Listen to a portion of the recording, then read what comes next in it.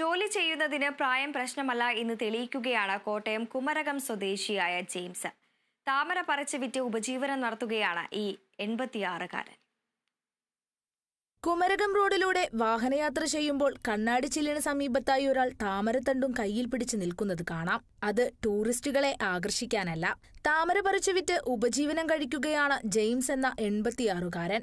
സമീപ പ്രദേശങ്ങളിലെ പാടങ്ങളിൽ നിന്ന് താമരവിത്തുകൾ ശേഖരിച്ച് വഴിയിൽ നിന്ന് കച്ചവടം ചെയ്യുകയാണ് ജെയിംസ് ഏട്ടന്റെ രീതി. താമരത്തണ്ടിന് വിലപേശലില്ല, കിട്ടുന്ന പൈസയ്ക്ക് കൊടുക്കും.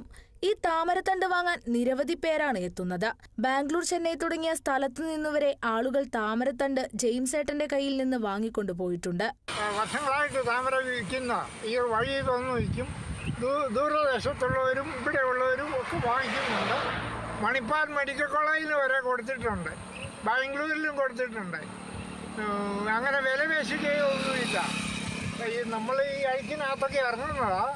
അപ്പോൾ അതനുസരിച്ച് എന്തെങ്കിലുമൊക്കെ സന്തോഷമായിട്ട് തരുന്നത് സ്വീകരിക്കും. പ്രായാധിക്യത്തെ മറന്ന് താമരത്തണ്ടുകൾ വിൽക്കുന്ന ജെയിംസ് ഏട്ടൻ എല്ലാവർക്കും മാതൃകയാണ്.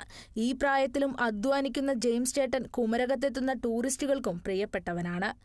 Kerala vision news, Kottayam.